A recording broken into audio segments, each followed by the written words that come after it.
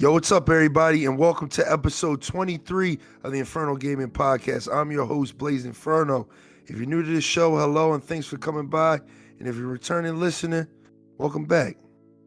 We got a good one here for you today. We're recording this podcast on Christmas Day, 9 a.m. Christmas Day. So by the time you guys hear this, Christmas will be over. But I hope you had a good Christmas with friends, family, all that bullshit. You know what I mean? Allow me to introduce my co-host. One of them you already know, man. He just dropped a video last night. Couch Combat. Go check him out. Super dope on YouTube. E-Night17, tell him what's up. Yo, what's up, guys? And like you said, check out my channel on Couch Combat on YouTube. Yes, sir. Yes, sir. And my second co-host, he's about 6 followers away from affiliate on Twitch. So he would really appreciate it if you gave him a follow, man. Take the time out. Follow him on Twitch. His link will be in the description for the video. But RiZiNG Rambo, let him know what's up. Merry Christmas to everyone. It's early shit in the morning, so sorry we sound tired. Yeah, follow me on Instagram, official Make It Kill Again, where you get 3 in 1 page: motivation, gaming, and fitness. And also follow me on Twitch, RiZiNG Rambo. Schedules are Monday, Wednesday, and Friday, 7:30 Eastern Standard Time. Yeah, I'm tired of shit. Sorry. Yes, sir. Yes, sir. Yes, sir. You already know I'm your host with the most, BlazeX Inferno. You can follow me on Twitch at twitch.tv/BlazeX Inferno, where I stream 4 days a week: Monday, Tuesday, Thursday, Friday, 6:30 p.m. EST. You can also follow me on Twitter, Instagram, and YouTube at BlazeX Inferno. And please do remember that you can listen to this podcast on the go. You know what I mean? You don't have to just listen to it on YouTube. You can listen to it on Spotify, Apple Podcasts, Google Podcasts, all major DSPs. We on that. So let's get it. This is going to be the last podcast of the year. I mean, this is going to be the last episode we got. So we got a bunch to go over, a little bit to talk about, a little bit of this, that, and the third. But we thought we would open this up real briefly to talk about Halo Infinite, a game that came out and we've been talking about since the fucking birth of this podcast. We've talked about it, I think, every episode since then. This will hopefully probably not be the last time you really hear about it on this podcast. This game is out. We've played it. We played both the multiplayer and the campaign. We've all beat it. E-Night, man, you the Halo guy, man. Let them know how you feel about the campaign. Give them a general score. Try to keep it spoiler-free as possible. Go ahead, man. So am I scoring it as like multiplayer and campaign, or just the campaign by itself? We'll just do the campaign. You can do the multiplayer as well. You can do both.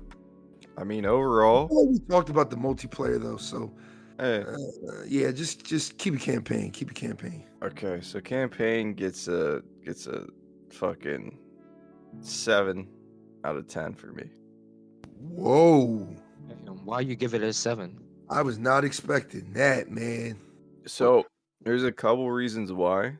Mainly because like it's a solid campaign, but there's a lot of like small things that like add up that you can't really do that you could do in previous iterations, like replaying old story missions. The story, for one, even though I like the story for Infinite, they tried to do a soft reboot from Halo 5 and try to retcon some things, but they don't nail it on the head. There's a lot left. Like, there's a lot of questions you have, like what happened to UNSC Infinity? Like, is it destroyed, or is it somewhere on the ring, or somewhere in space, or some shit? There's also like I liked like pretty much all the open world activities, but I wish there was like a little bit more ring to explore. And there's a whole section of the map that's just kind of there on your map, but you can't go to even after you beat the game. So I'm confused about that. But for the most part, it's fucking fun.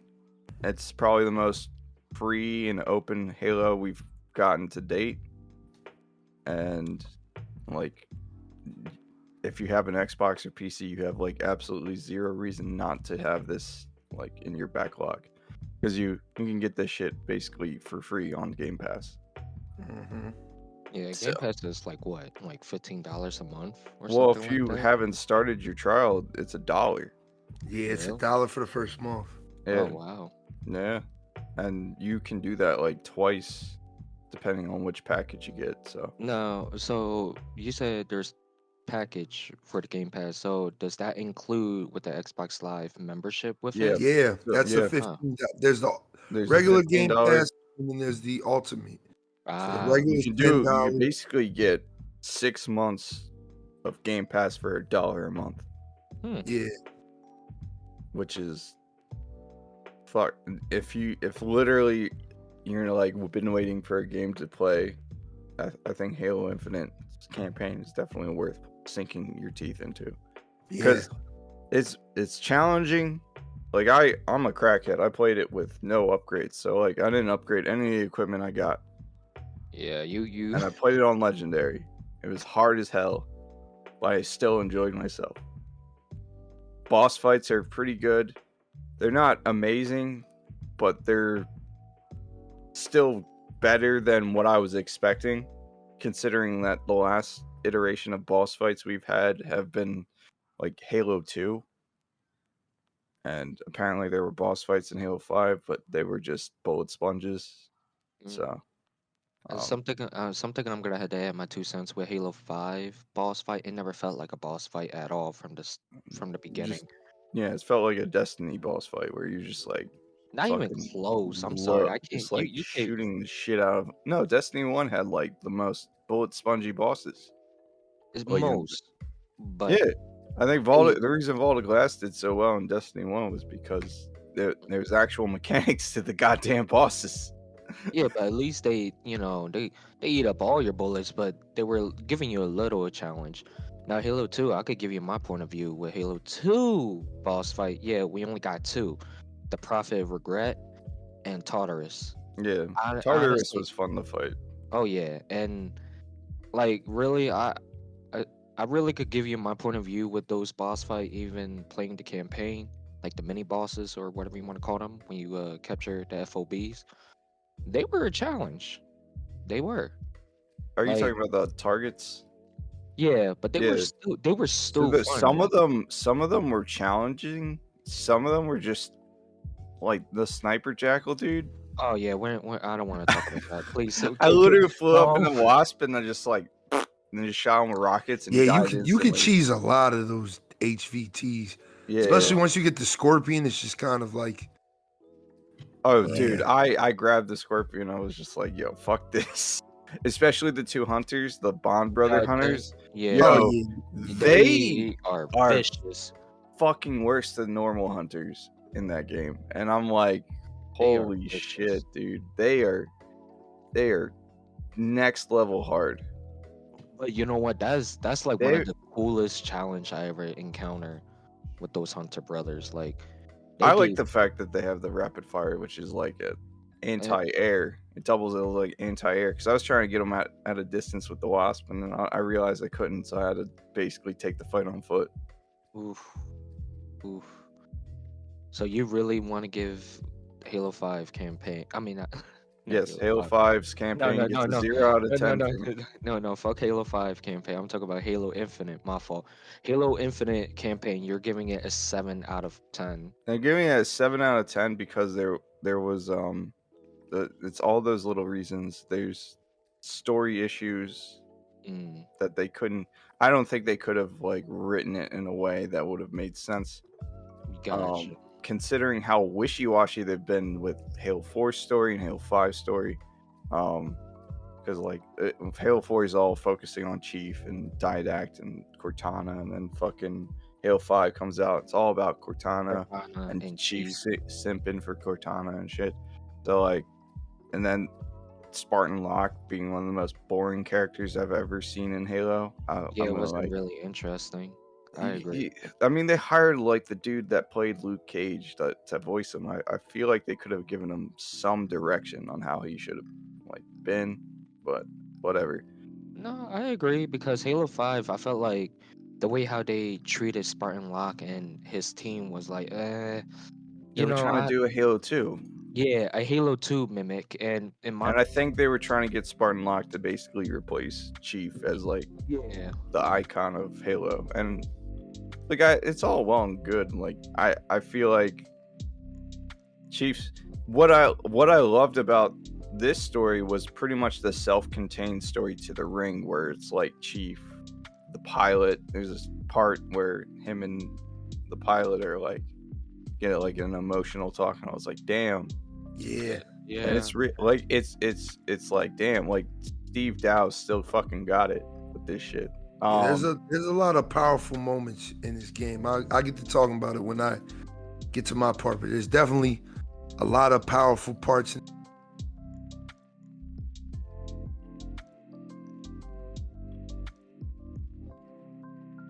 this like game. no co-op, no like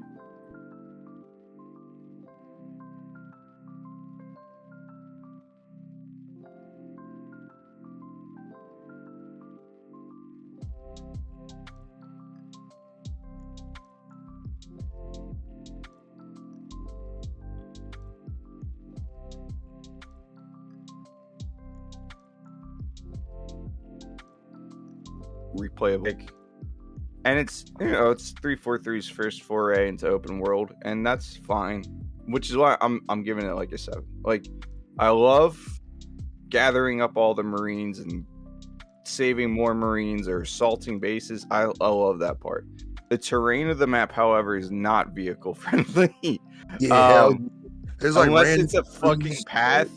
The Yeah, warthogs and like unless you're driving a Ghost, everything else is like it gets very hard to get around on that shit.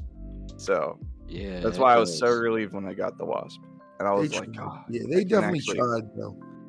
But I love the open world map as well because there's so much like shit hidden in it that you can't like find on like, oh, go here, do this type of shit. Like there's a lot of Easter eggs. There's a lot of like secret caves. Yeah, I was in the cave where the sandwich was and didn't even realize it. And like after I beat the game, they're like, yo, did you find a sandwich? I was like, what cave is in this? And I looked at the video and I was like, oh, I was in that cave. I didn't know to look up. Like, so now I want to go back and check out the sandwich. Yeah, there's a lot of like good Easter eggs. And I'm a guy that loves audio logs in video games because it adds a little extra story depth to like what happened like prior to your arrival or to when you arrive in a new area. You kind of like yeah, it's environmental storytelling. They did that really well yeah, with they audio definitely logs. did. I wish that there was kind of a treasure hunt audio log or like if you find all these audio logs, these specific audio logs, you can actually do something about a situation that you're listening to. I kind of wish they did something like that, maybe in the future, but for the most part, 7 out of 10, 8 out of 10 if I'm being super generous, but 7 out of 10, it's a solid Halo experience. There's a part towards the end that we didn't get our traditional, escape that I was expecting. No scarabs. Kind of sad about that. Oh shit, I forgot all about that. Yeah. This would have been the map for scarabs, dude. Hell yeah. I also wanted to try and take down those dreadnoughts that were flying around. But they're just way too far out. They're pretty much just backdrop. Like they're not actually like in the game. Yeah. But that's why I was saying 7 out of 10, 8 out of 10 at the most. It's a good game. Pick it up. PC, Xbox players have 0. Unless you hate Halo or you suck at first-person shooters, you have like zero excuse to not play this game. Hell yeah. Rambo, it's your turn, man. We, give it a score, give it some pros and cons. So I would have to give Halo Infinite a 8 out of 10. And the reason why I'm giving it an 8 out of 10, the story was solid, better than Halo 5. The way how they try to do it wishy-washy. But I am gonna say this. It while I was playing Halo Infinite, it kind of made me appreciate Halo 4 and 5 to, bring Master Chief who he is now. Like, with that little emotional type of thing, like how he couldn't express it in Halo 5. Like we all know, like, oh, y'all trying to put too much on him, like trying to make him like, oh, you're too soft. But then in Mm-hmm. Halo Infinite, it really showed you, and I'm trying not to spoil it. I'm not, but Yeah. but there was a scene where, damn, how could you do that to me? Like I thought we were a team, and that What really that really made me like, yo, that really made me appreciate 4 and 5. Because it shows you that Master Chief has always been that guy, like, oh, the mission comes first, the mission comes first, gotta keep doing it, gotta complete it no matter the cost. so he And this one, it really just transitioned, like, listen, man, I don't know what kind of shit you on, but whatever happened, what happened between you and that person, well, we already know, Cortana, that ain't your fault. You gotta, that ain't your fault. And that burden that really left Chief in a, what's the word I want to look for? He felt burdened about it. He blamed himself for everything. you mean Yeah. he's depressed? Yeah, like Yeah. you can see that too, because that's why I'm saying I give it an 8. And the reason why I appreciate the last two downside of game, but I still appreciate the story regardless. My pros and cons. I'm gonna give you my cons. Cons. I kind of wish the game was rated M, because there were a lot of audio logs that I like when I was doing my mission here and there, left and right. Those audio logs are very touching. Like for the between the UNSC and the Spartans, like just sound desperation. Like they're like, "Yo, we don't even know what we're doing." Like half of the Marines don't even know what the hell to do without the Spartans. The Spartans are over there like, well, shit. Damn. Well, we're gonna have to do what we have to do. We're trained like Spartans. We're the next generation, and you could tell by the desperation of, all right, well, we're gonna try to beat the Banish. We're gonna try to beat the Banish. We're trying to beat the Banish. Blah blah blah. But every time you try to reach to a banished base, everybody die or everybody get captured. And it was even more, I don't want to spoil this. There was a audio log where there was a retaliation between the group of us, between the Spartans. And in my eyes, I was like, damn, I wonder if Master Chief was there. And that's how it was. Like someone was trying to be a leader, but it kind of turned a different way around. Like, oh well, we're gonna go gun ho, a suicide mission type of shit. So in my eyes, I'm like, so you think, oh, since Master Chief could do that, you want to do what he did? No, wrong. And my other con is that I could pass through this, but when you shoot the Covenants, all that stuff, you want to see a little bit blood splatter here and there. That's why I wanted to see more from a enemy and friendly AIs. When you kill them, you see blood splat on the fucking ground here and there. Um, again, can 343 made that game a little bit more deeper and darker? Yes, because again, with the I audio can agree log, with that. I can actually yeah, agree with that. yeah, yeah, because Because the this would audio, have been the game. yeah. I'll say it on my part, but yeah, go No, ahead, no, no, man. no, no. Fill in, No, fill in. finish your part, man. Because Yeah, yeah. To wrap my cons up, I felt like 343 could have made it a little bit more darker into a Reddit M game instead of Reddit T, because the potential is right there. Like I'm telling you, we all see it. It gave me that Halo 2 and Halo 3 vibes. Like that's how I really felt. It gave me that feeling when I'm battling the brutes, trying to take over the FOB base and all that stuff. Like it gave me that vibe of I'm trying to battle against Tartarus, and like just the story itself, it kind of transitioned, like E Knight said, softly reboot from Halo 5's mistake into like, okay, let's try to forget Halo 5 a little bit. But I could see a lot of potential since they got help from one of the OGs from Bungie helping their sorry ass. Bros, Mhm. they actually brought back Master Chief Armor. Gladly love it. Yeah, hell The yeah. Yeah, Jackals his are redesign is great. yes, yep. Jackal's talking freaked me the fuck out. Yo, the Yeah, jackals are yeah. fun. Yeah, the jackals and the grunts are funny as shit. I ain't gonna lie. They No, are they're Everybody's funny. funny as shit. Yo, they are funny. If you like far away and you hear them talking, yo, it's the most funniest thing ever. And I just laugh about it. Like I say, y'all stupid. I'm gonna kill you anyway. The Yeah. elites, the brutes. Oh my god. Oh, I love the elites in this I game. I I have to give them I haven't had fun fighting elites since Halo 2.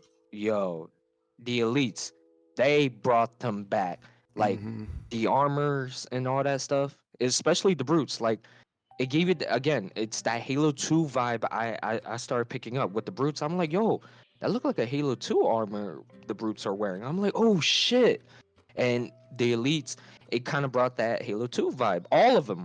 And like throughout the game, it has a mixture of Halo 2 vibes along with a little twisted of Halo Infinite vibes. Like you still got the banish, so that was a A+ for me.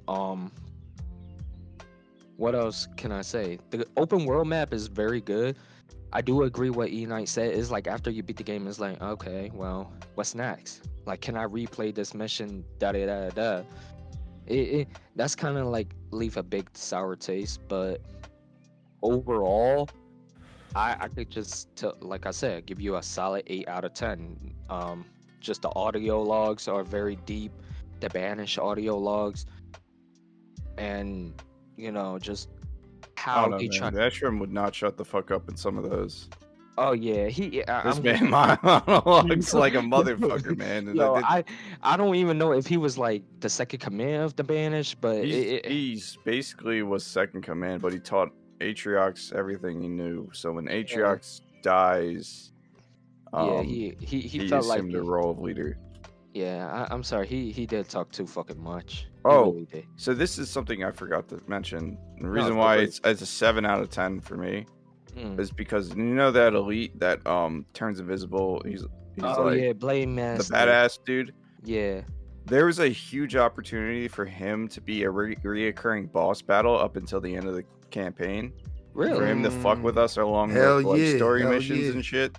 Yeah. Just kind of be like taunting us throughout the campaign, just like that dude. It's like, ah, shit. It's like you're like you beat a hard ass story mission. And it's like, oh, all right, I finally beat this one mission on legendary, and then all of a sudden it's like Spartan, and you're just like, fuck, and it's just like this dude comes in, you do a little mini boss battle, he gets Yeah. away, like he survives the fight, and then all the way up until the end. Then you have like a full, like no like not holding anything back type of boss fight. Yeah. A lot of people say he's kind of easy, but honestly, I'm gonna He's give pretty you difficult for me. I thought he was Bro, a okay, pain in so the ass. he's Really? easy if you have the right weapons, but yeah. if you're not expecting the boss fight, like my first go through, his shields just ignore most shit. I struggled with him only because one, I had like the basic ass threat sensor, so like I could Yeah, not. so did I. So I did could I. not see this man coming from a mile away or anything. And then two, after that, like I didn't know that like the arcane, what's it called? The arcane what do you call it? The arcane sentinel beam was that strong on him. But I didn't bring any of the fob weapons with me, so I was just like it's just using the breacher AR or the long shot AR and the battle rifle against this dude for like the longest time. Shit, I I was barely using my survived the fight. This dude was one-shotting me like every time. Oh man, he was difficult. But to wrap up my review with Halo Infinite, honestly, I could see a bigger picture if Halo Infinite could be a rated M game. Just that's my only I definitely would have enjoyed it more. But Yeah, I like think I said, I think it would have been a nice feeling to feel that Halo 2 and Halo 3 vibes. That's that's all I'm gonna say. yeah. Overall, the game is good, solid. I do recommend if you guys are Xbox and PC players, go get yourself a Halo game. If you know, um, we don't know what's Halo 5, so we're not gonna talk about that. I think Halo 5 could have been great if they just didn't fuck up the story. Like If No, they it's stick not to the that. trailers, they should have just yeah, stuck to what the trailers were. Halo 5, we definitely need to do like a See, little mini episode about that because Halo I've 5 had a lot of spoiled it for potential. myself, but I've never actually played it, and I've been trying to refuse the comment too much on the multiplayer because I've never actually played the multiplayer. But the story I spoiled for myself, and I understand why there's so many like issues with it because they were trying to. hmm One of the main reasons is that they do this thing where all the outside lore outside of the game they try to throw in there as if all the Halo fans are buying the books, Yeah, watching the read TV. books and shit. Like, yeah, like And like it's fine to have some of that in there, like introducing new characters with extra backstory, but you need to have some exposition explaining why they're there. Because and I saw this story mode in Master Chief's hanging out with Blue Team. There's like Spartan 2s from the war. I'm like, A, why didn't y'all help me out in the fucking Covenant War? And yeah, um, B, why the fuck are you here now? Like, yeah, yeah. like, this is a little- It's a lot of I could fill in your gap with that dumb because shit. yeah, like No, but we talk about that at a different time. I feel like we're Mm. going a little yeah, off but topic. that's yeah. the long and short I have with like a No, lot of Five's story. I'll just give you the downside short version. Long story short, they were with Halsey, and they were somewhere else. That's the long, short Alright. version I'm gonna give you. Let They me were give okay. you guys my review of Halo Infinite. All I right. don't got a lot to talk about. I'm gonna sum it up pretty fast. I'm gonna Mm. run through it because I'm actually dedicating the next episode of podcast as a review podcast. So I'm gonna do all the video games that I played this year. I'm gonna do them all in one episode. Literally talk about because I know I said I was gonna do a Call of Duty review on YouTube and I didn't. I've been saving it for a specific podcast so I can talk about all that shit. Halo Infinite's campaign for me is about an 8.5 for me. Shit, we're doing fractions in here. Yeah, man, it's tough, dog. Like it's because they did so much right, but then again, you could tell. Like again, this is 343's first little foray into open world, so they nailed some things and they fucked some things up. Story-wise, the story was mid to me. It was very mid. It's mid, man. Like the story's very mid. I don't want to go too much into spoiler territories. But it was just super mid, man. It had good parts to it, but I think where this game really shines at and where it gets a bulk of its score for me is the open world, and where I wish it was more diverse. Like they literally just took the silent cartographer mission and made that an entire open world when it was like they could have did so much, man. We could have got desert areas, snow areas, so many different biomes, you know what I mean? And it just I feel like it was very basic. But why I like it so much is it really reminds me of another game that I really love. MGS5. The open world is very similar to that, where it's you kind of can tackle things the way you want to and however way you want to, you know, with the equipment, the grapple shot. There's just tons of possibilities and things that you can do. I enjoyed doing the FOBs, the outposts, saving the Marines, just kind of building, you know, a foothold in the UNSC on the ring was pretty fun. I kind of wish you could get more Marines to follow you because I would have loved to have a shitload of Marines. Yeah. Like, at least 10. Like I wish there was a way to fun. call them, but it's just again, I'm gonna get into all that. I'm gonna definitely get into all that on my review podcast when I do that next year. But I really enjoyed all the little side stuff. It didn't feel like it was just a lot of blips all over the map. It actually felt like you were doing things and progressing, and it felt really good. But again, I think my biggest issue is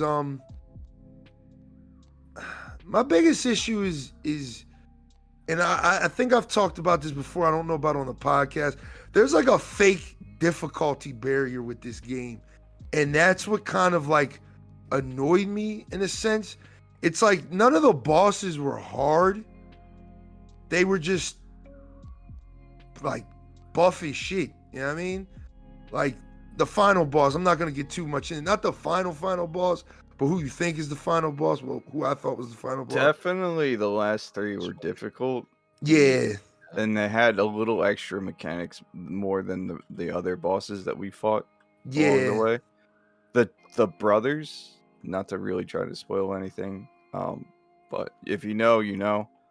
That's when it just like the spike goes from it's fair to oh my fucking god. Yeah. Like you want to throw your goddamn controller. Like the fake difficulty kind of like, because I hate that in video games. Like my biggest problem with the Batman games, like the Arkham series games, is that again it's fake difficulty. It's like the enemies don't get more intricate in their combat. It's just they just throw more enemies at you.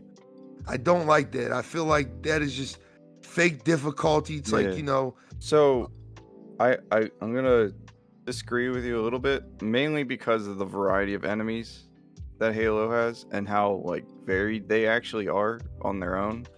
Yeah, that's true, but I also feel like, again, like how you got to that point where it was like, okay, like I seen in the beginning the game is kind of like trying to feed you. I played the game on heroic, by the way. It just kind of fed you in the beginning, like you were just fighting grunts. Then it was like normal brutes, and then later on you get into kind of like the guys who throw hands with you instantly, and then you know, different types of elites. And I do like that. I do like the varying enemy types. I think that is very good. It's just there's a point in the game where they just, you know, like throw everything at this. It's like, what the fuck? Like, this isn't hard. It's just you're putting too much in front of one person. Like, you know what I mean? You got these enemies that just run straight at you. You got to handle them. And let me talk about the fucking the I guess the war chief brutes. Like, just they take 1,000 hits, and then they have 1,000 fucking niggas around them. So it's like you're trying to focus on them. They can jump. Yeah, man. They can leap, bro. And then the brute chieftains with the fucking hammers. It's like you're a mile away from the hammer, but because the gravity hammer has like a little swoosh that it hits you with, it fucking kills you. It's like it throws a lot at you, and that's why I hope it throws even more at you when there's 2 to 4 player co-op, if that's a thing. But you know, I do agree with you, Unite. I do like the variety of enemies. I just feel like there's a certain point in the game where it's just like, it's not hard. It's just I'm one person, right? I'm one fucking person. You just get overwhelmed. Just so much, man. And it's like the maps, like especially when you're doing the missions and you're indoors and shit, it does not help you, dog. Like the map is just your worst fucking enemy, dog. Like it's just you walk into a room and it's like they're just fortified as fuck, and you have this arch over here, this box right here, this other arch over here, this pylon over. It's like, dude, what am I supposed to do, man? You got elites going invisible on me. You got brutes fucking running at me, throwing hands. It's like, dog, I cannot do all this. So this is one of the first Halos that actually forced me to. You're Master Chief, man.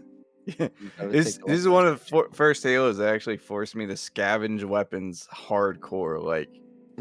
Like I was using needlers, I was using plasma pistols, I was using sentinel beams, weapons I typically don't use because I know the regular combo of being a Halo player is pop shields, shoot a face. So when I tell you, like, sometimes you had to like scavenge weapons and they ended up being more effective than what I actually had,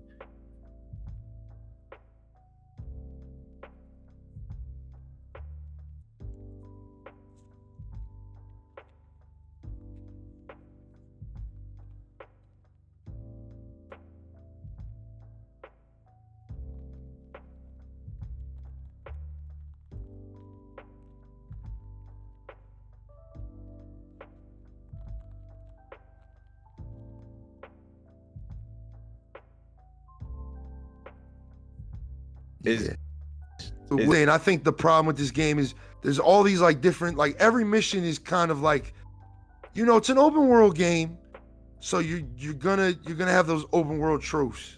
Mm-hmm. You know, the fucking, you know, find 2, find 3, defeat 3 waves. Yeah. You know, hit this enemy 3 times to do this. It's very predictable on some Mario shit. And I do agree with you. Like, I think that's another annoying part of that game. It's not bad, but just it's annoying because again, it's not hard. It's just what you're putting in front of me is just too fucking much. You give a guy a fucking scrap cannon, a jetpack, a shitload of armor. You got fucking jackals sniping the shit out of me. You got fucking elites running around invisible. Again, but a pro of mine is for this game is the movement is fucking amazing, dog. Like again, the grapple shot is fucking fun to use, but it's like almost mandatory. Like when you're in those rooms, you have to be constantly moving. Whereas like older games, you kind of just held down, BR'd some guys, maybe moved around because there was no sprint button. You couldn't move too agile. But in this game, you can literally be Spider-Man. Like I'm literally grapple over here, throw a grenade over here, grapple over here, shoot this guy, hit him, grapple over here. It's fun. But again, like the issue I have is again like the find 3 power seeds. The to power go through seed, this door. John, should have been a little bit more complex because Mhm. they tried to do puzzles and it seems like they were like, yeah, and then it was like, oh, like they kind of gave up right towards the end. Here's the thing though, some of those power seeds do open up secret rooms and shit. So like that I liked. I think they should have probably just kept it for that. You know what I mean? Like have a couple for main story puzzles and then had the rest for just secret ones. Yeah, I agree. Other than that, I do like the variety of weapons. They got rid of some favorites and brought some new guns in I really enjoy, had a lot of fun with. Again, the boss fights were pretty fun. The open world stuff is where the game like really shines. I think the story is very fucking mid, but the one thing that saves it for me is the Master Chief, dog. They did the Master Chief right. My issue with Halo 4 and 5 has been completely fixed. I talked about it because I streamed maybe the first 5 hours of me playing Halo, and we got to a specific scene, and I was talking about it on stream how much it was very powerful to me. Because again, Master Chief is a faceless character. We don't know his face, so we can't see his emotions. We can only hear them if he speaks about them, which he's too vocal about in older games that it's just kind of fucking annoying because, you know, you got this big beefy dude that's murdering motherfuckers, but it's like, Cortana, I love you. They do things very well in this game. So not to spoil things, I'm going to do a very early scene in the game. A Spartan, he finds a Spartan, he's dead. And, you know, you got this guy, an enemy over the comms talking all this shit, you know, oh, I'm gonna break you, this, that, and the third. And then Master Chief just simply puts his hand on his shoulder. The weapon kind of talks about, you know, what the Spartan was doing. And you could just tell from just that context of the Master Chief putting his hand on his shoulder and feeling some type of way. Like, you know, there were certain things he said because he doesn't speak that much in this game, which is what we want from the Master Chief. We don't want this man to be talking all over the place. Oh, we gotta go here, we gotta do, like, no, we don't want that. He's very subtle in this game. He has like the most classic Doom guy one-liners. It's fucking awesome. I fucking love it. But that scene was so powerful to me because again, we don't see his face, so we don't know how he's feeling. But in that scene, we could tell like the Master Chief saw himself in that Spartan, and he felt defeated. He could feel the defeat. Like when the enemy was speaking to him, he could feel that defeat. He could feel him being broken down, but still conquering to move forward. Because the game, there's very little dialogue through the game, but it's very powerful dialogue. Where it's like, you know, not to spoil too much. Again, the weapon asks, "Oh, the Master Chief, oh, why do you do this?" He's like, "It's all I know." Like simply just like that. Powerful shit, man. Powerful shit. Not a motherfucker sitting here like, but Cortana, I can't allow you to do that. I need you. It's just simple. There was a scene. There was a scene where Chief, someone asks like, after all this mess, why do you show him that kind of respect? And yeah, that powerful scene. Yep. Powerful scene. And again, that's what we wanted from the Master Chief, because in 1, 2, 3, he doesn't talk like that. No. 4 and 5, he's talking his fucking ass off. We gotta stop the die-dack. So, We like, gotta go here. We gotta find Cortana. We're Halo gonna do 3 this. is probably the most emotional Halo Chief gets in the OG games, because Yeah. Cortana's all fucked up with the gray mind and shit, and you see that Mhm. hologram of her getting in pain, and you see him react to that, like, but he doesn't say anything. Yeah. And he's adamant on going to get her and saving her and shit like that. Like, that's like the character for me that the Master Chief is like, he speaks with his actions and only voices his concerns when it's necessary. Like, thank you, man. Thank like you. the whole part that I referenced earlier in my like review with him and the pilot, that emotional part, it literally is necessary for him to talk about that shit and actually be kind of vulnerable with this dude that working with him. Thank you. It's perfect. Halo 4 disappointed me because it's not because I didn't want them to explore the relationship between Cortana and Chief that's already been established. It's the fact they tried to turn it into a love story when it's really just like, this is my friend. Teamwork, exactly. This is my friend. I care about my friend. Yes, that's all they had to kept do. It that way. Yeah. They made him like kind of emotionally unstable, which they do kind of talk about in the beginning of Halo. Spartans show signs they can show that though, without him going, "Oh no, we need to save Cortana because I love her." No, yeah, exactly. It could have been him punching a wall. It could have been him doing like anything to show it through like a physical sense, because that's just how it's always been. And then gaining his recomposure and shit. But it's like I said before, like this game. Even though this game showed like a bit of Master Chief showing other side of his emotion, I like how 343 did it. Like there were scenes, like I mentioned again, oh, I thought we were supposed to be a team. Why would you do that? And there was a scene like, yo, you're like, that was another good scene. Then like E-Night said, like pilot part, like you what kind of shit are? But even in those scenes, like the scene that you're referencing. That I know that's later in the campaign.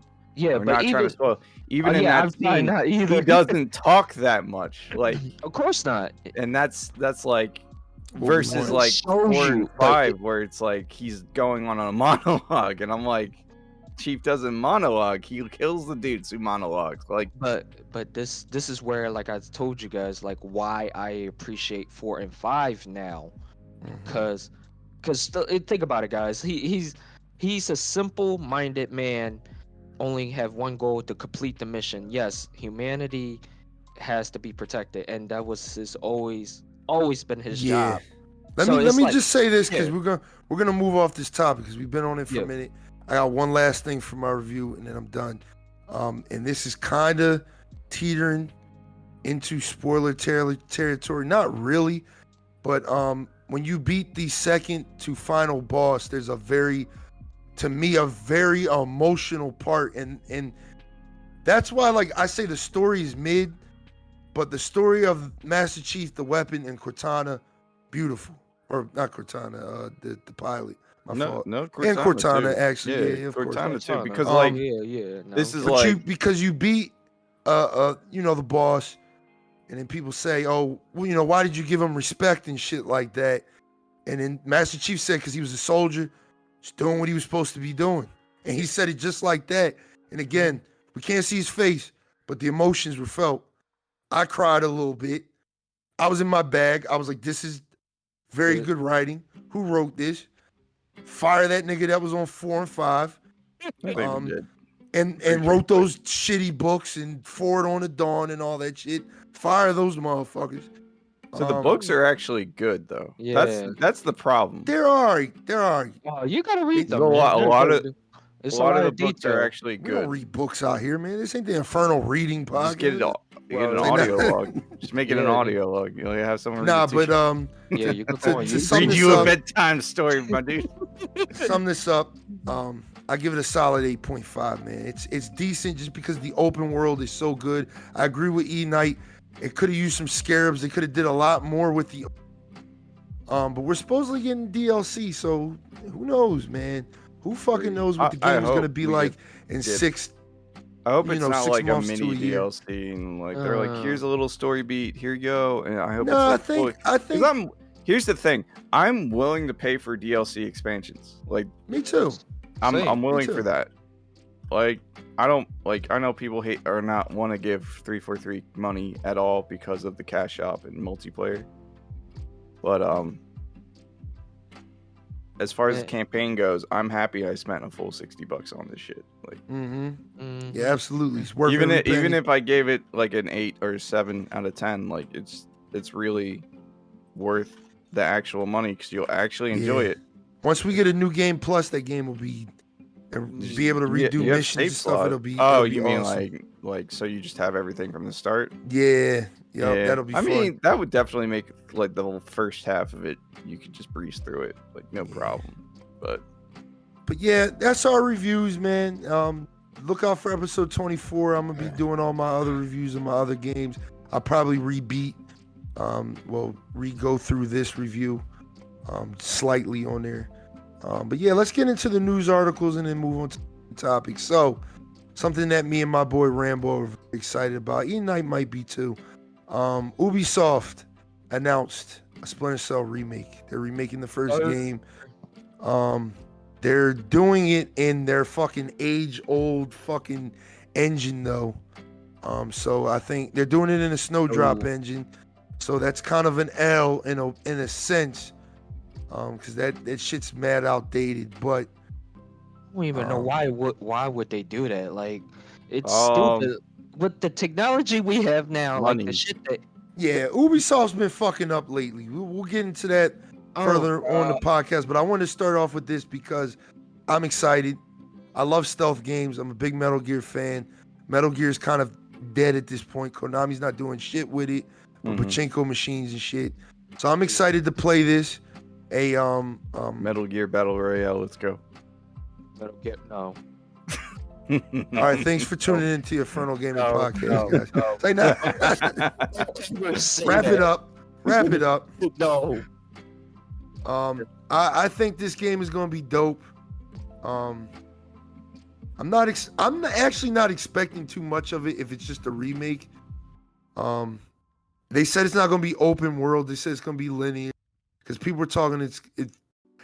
At first when the leaks came out, they were saying that it was going to be an open world game similar to like Wildlands, Breakpoint. Jesus Christ, how many open world games did fucking Well, that's Ubisoft Ubisoft's problem right now. That's why They got Division. They got going into Division's their like an MMO though. Like This that's is understandable, but like this shit is like this Splinter Cell stealth. Like it's not Metal Gear I mean, Solid. again, I feel like MGS5 did a lot with the open world that I feel like, again, other open world games to this day don't fucking do for some reason. I feel like MGS5 is like, it came out literally 6 years ago, and it is one of the best open world experiences next to like fucking Skyrim, The Witcher 3. It is that good of an open world experience because, again, it is a game that grows with you.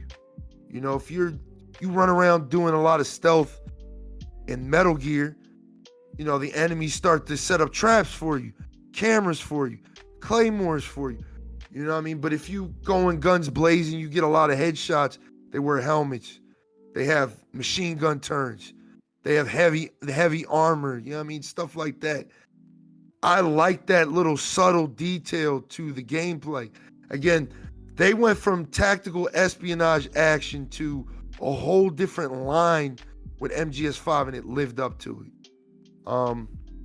And Splinter Cell could definitely do an open world game. I don't see a problem with an open world Splinter Cell game. It would just have to be done correctly. It'd have to be done right. You know what I mean? Likeless. It would have to be something like Dishonored, man. Like Dishonored 1, where it gave you multiple.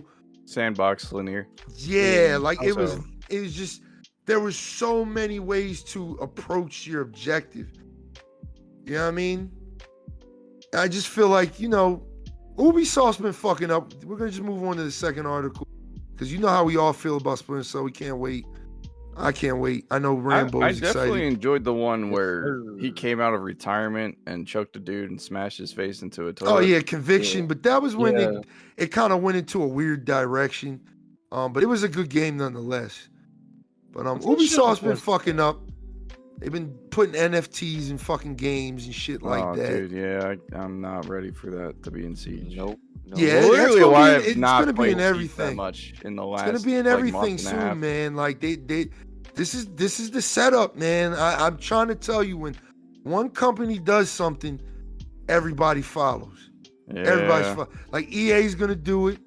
I see Square Enix doing it. I can see just Square Enix all raised these their prices to AAA 70, so that's Yeah, I heard about that. Like, what the fuck?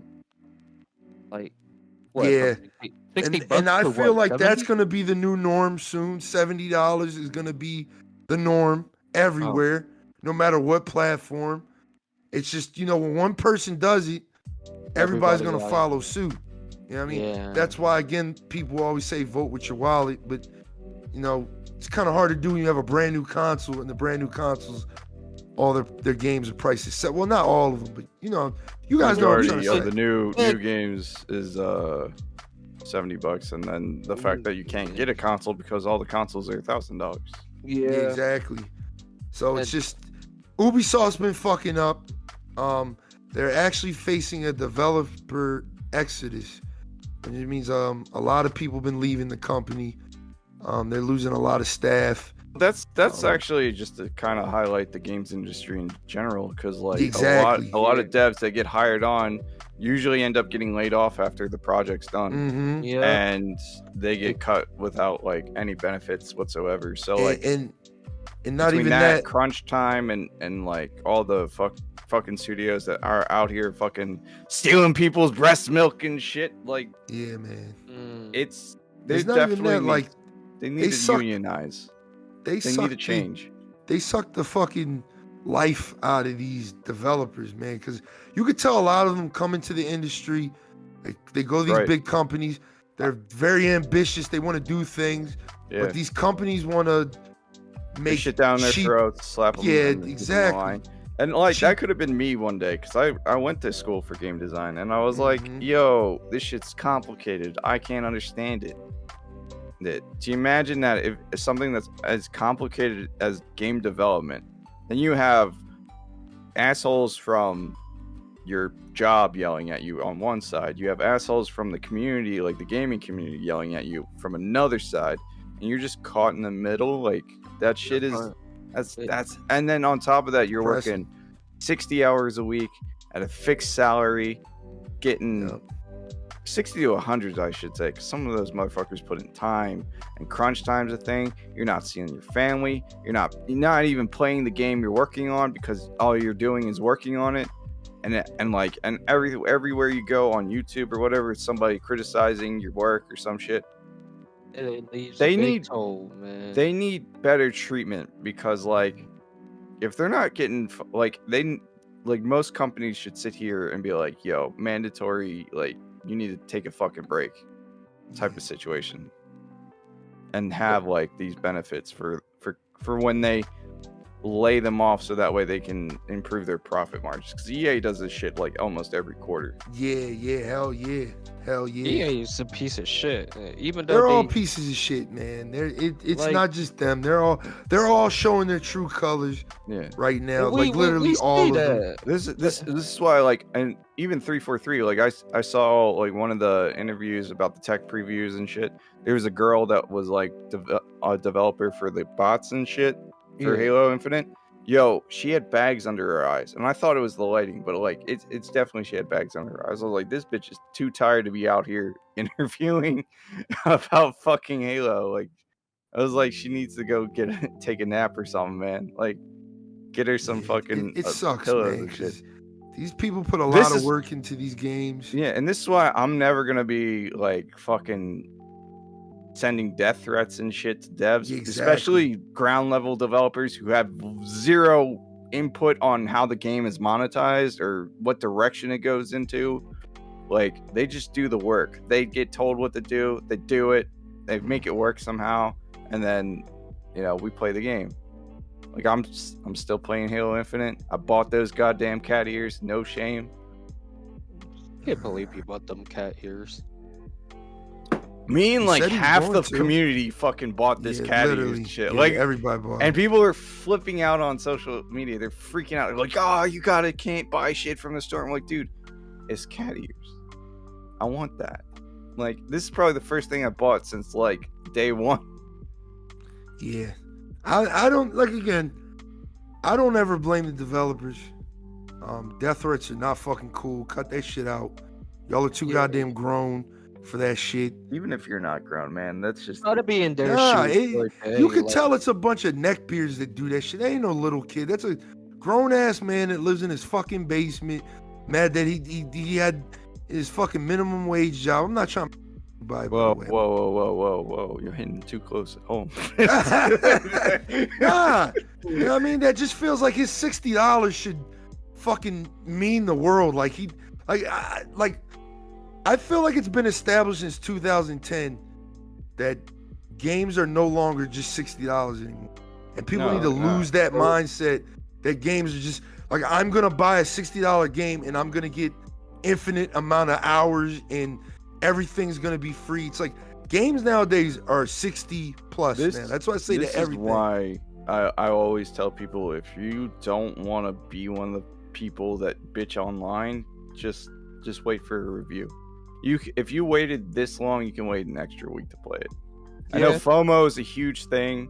People fear missing out, but to this date, I still haven't beaten The Witcher, and everyone goes on and on about that shit. Really? Yeah, I just don't have the time. Yeah, I don't it's a blame you. husky game. It's a husky game. It's a husky game. It's a big game. Like, it's fucking ridiculously big. But, and that's like, once you get out of that FOMO mindset, that's kind of like why, like, I bought the cat ears not because of FOMO, but because, like, I just wanted them. I know fully well that they'll probably cycle back into the eShop at some point. But I was just like, I have $10. I can get this shit now. I think FOMO is weird, because even these big companies, they feed into that shit, man. They feed into FOMO like a motherfucker. Oh yeah, no. So like, Halo Day Infinite one Cash Shop pre-orders is and definitely shit. FOMO Yeah. styled. Like, Yeah, all They're of like- that shit is, man. they're like, we're gonna eliminate FOMO, have an unlimited battle pass, and then the Cash Shop is like, this is gonna cycle out of the Cash Shop, and you'll never see it ever again, maybe. Yeah. And I'm like, but it'll be back. Like, I know that. A lot of grown adults know that, but kids don't. Yeah, man. And kids are gonna slap $10 into that shit for that, Or for Xbox, something they think is that never is- coming back. Yeah. Like I said, man, not coming at anybody minimum wage No, and you- shit like you- that. I've been there. But I'm just gonna say this. Cut the fucking death threat shit out. You entitled piece of shit, man. Like, these people that are working their ass off, trying to feed Yep. their fucking family. You're out here doing weird shit. Like, get the fuck out of here, man. What's And fucking it up for the crazier- rest of the community. Crazier is that, like, they're still playing the game. Yeah. That's like- always the problem. I It's hate like- that shit. Like, return it, stop playing it, delete it. That's why Show- I stopped following all those YouTube channels that just, like, remember when, like, Fallout 76 came out and everybody was just bitching their about whole it channel was constantly. about Fallout. Every little news of Fallout 76. Yeah. The game is falling into a deeper state, but you're I'm like, still fucking playing it, my You're guy. still playing it. You're still playing it. You're still like I understand reporting on like major news stories. Exactly, When yo. like Fallout 76 had those loot crate lunchbox leaks and shit, and people were like, "Yo, this shit is not cool," and they were like, "Nah, they'll do it." And like, I understand shit like that. But there's a motherfucker probably still reporting on Fallout 76 every week for every minor bug or patch or some shit that they fucked up or did wrong. We already know that Fallout 76 had like one of the worst launches in Bethesda's history, and to this day is the reason why I don't play it anymore. Yeah. Do you feel like Yeah. do you feel like with the developers in general, like they're not getting much appreciated as it is? Like they put a lot Hell of work. no. Like Hell like no. they put out Oh. so much work, but They people don't still even get a dash bulk of the money that we spend. Like that's the fucked up part. They do all the work, at the bigger and companies. the people at the top usually reap out most of the benefits. Yep. And it sucks because it's like these motherfuckers are creating worlds with physics, like they're literally making worlds with physics. Like, do you know how to do that? Because I don't. Yeah. Well, that leads us to our next article, which E-Night, you know what this podcast really needs? Battle Royale. Yes, sir. Dr. Disrespect is launching a AAA game studio with former Call of Duty and Halo devs. Oh, by the way, Halo's still not dead. It's still got 100K views every fucking Facts. day Facts. on Twitch. Facts. Especially Talk when your shit. the championships are on. Dude, I was watching that shit on Twitch. Fucking over 100,000 people were tuning in. I was like, holy shit. It's like That's like, a lot. like for the esports alone. And I'm like, Yeah, man. that's how you like. It's not that like the lack of a battle royale would have made this game better, made or break this game. I think it would have made it better, but I don't think you should even say the game's gonna die without like in 3 weeks because insert bullshit. Your like narrow lens because there's a lot more to games than just battle royale. Hell yeah. And I also am proud to know that meme that I made about it with fucking Animal Crossing has like 4K views. I'm like cracking up. People are still commenting on that shit. I I'm know. like, it's funny, man. That shit was funny as fuck. Because that's really his mindset. Like he would play Animal Crossing if it had a battle royale. And I'm like, this is my one jab at the guy, and it's just funny as shit. Yeah. I'm a before but we I get the respect, article. I respect the hustle though. Yeah, I'm gonna piggyback off of what E-Night said. Yeah, everybody was talking that shit, talking about this game wasn't gonna last a month. It's almost been a month. It's been more than a month now. Shit, it's been a little over a month. Yeah, Halo's still going strong. I'm playing it all the fucking time now. I'm streaming it a lot over at twitch.tv/BlazeX. Shameless plug. Dude, we do custom games like almost every week. Even though they're broken as hell, we still play it, and that's exactly. And like, these big streamers need to. That's a whole different conversation. How you guys feel about this, man? Because I think this is dope because we have a guy who is actually a gamer. People respect him, even though his name is Dr. Disrespect. People respect him. You know what I mean? He has a good input on a lot of things. I've heard him talk about, like PUBG and other games and give his input, and he was correct a lot of times. We know we're getting a fucking battle royale. There's no fucking way he's over there developing a fucking single player or just a multiplayer 6v6 game. This is a fucking battle royale game. Here's the thing. I think him making his way into game development is great, but I think he's gonna have like kind of a rude awakening. You think so? I think his stance on how games are made are gonna be like, change. Oh, I just didn't realize that how complicated and how time consuming and how because essentially what game development is like playing God a bit. Like you're making something from nothing through a computer.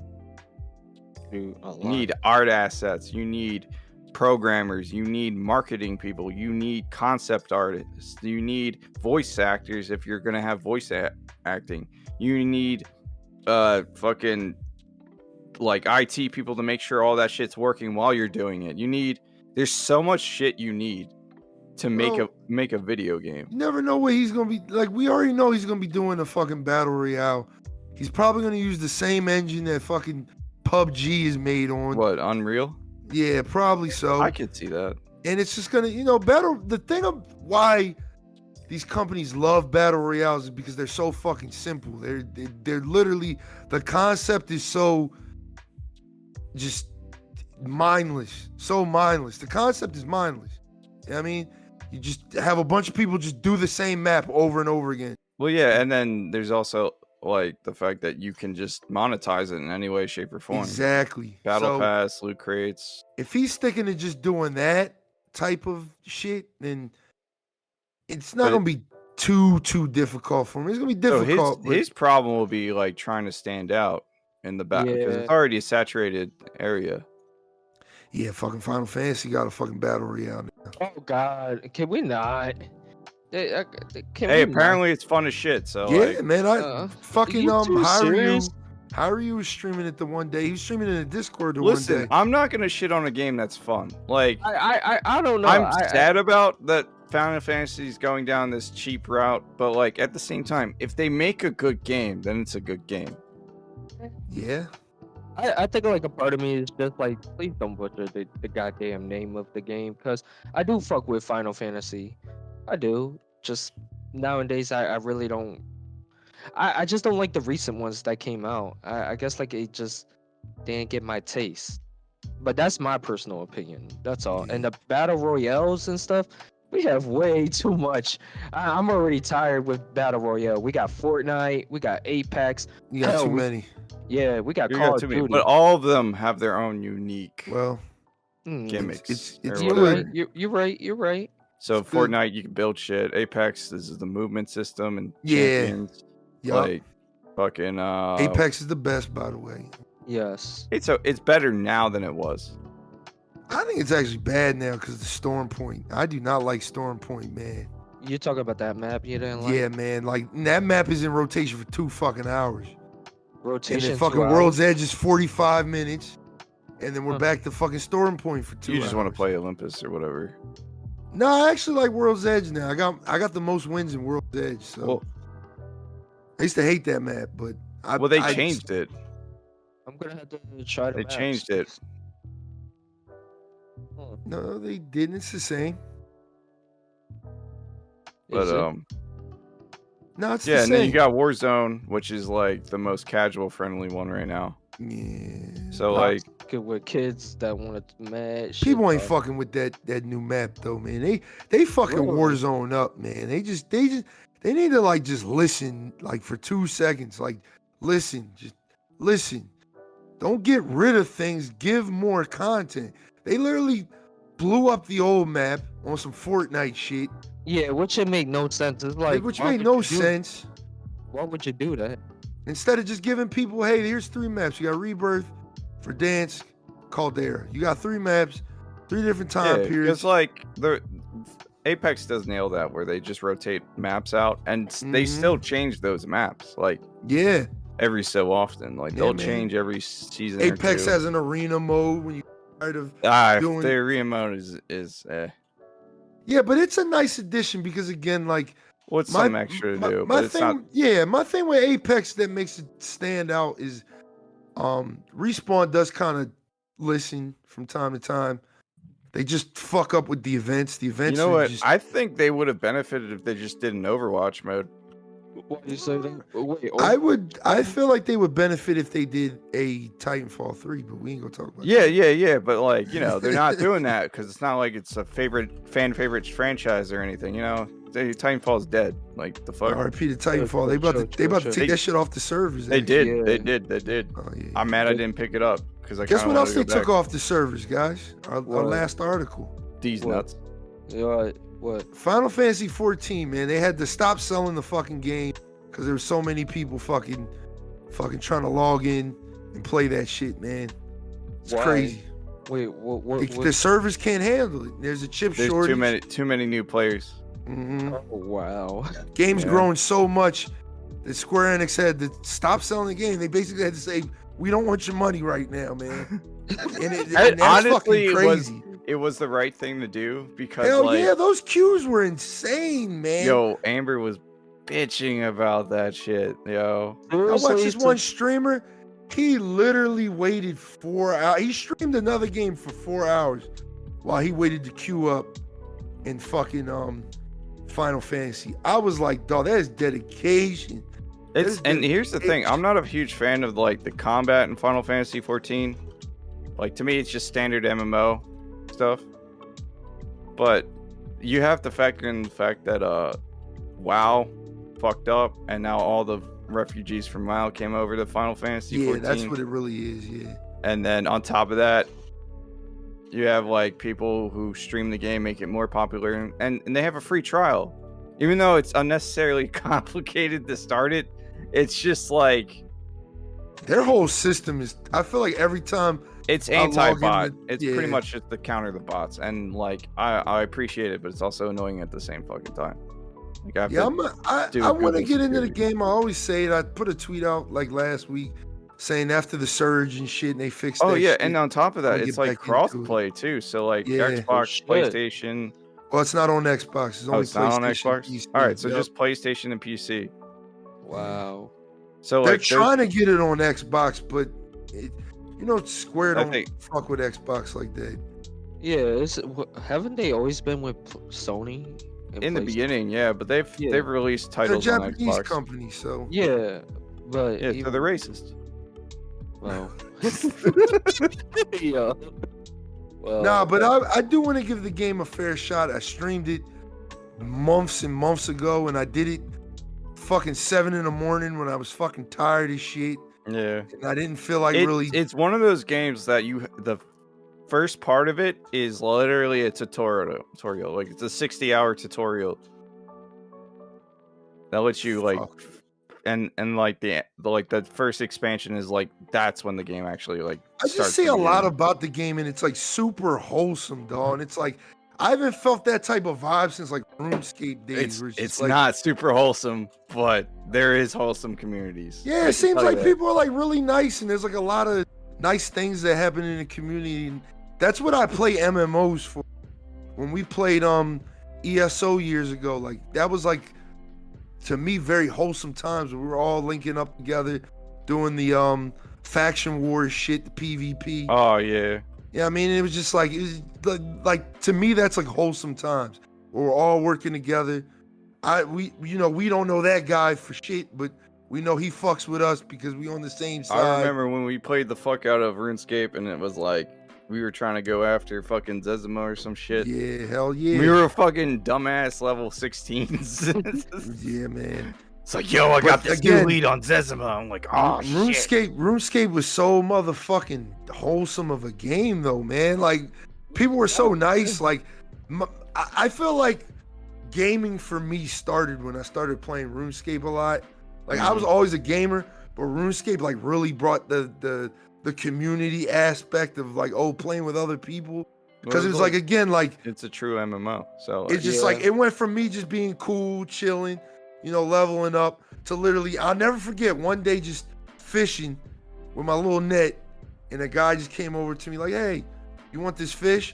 Oh, let me show you how to do this. Let me show you how to do that. Let's start a clan." And we got a big ass clan. We're doing clan wars. We're doing this shit with Zezima. It was like wholesome shit.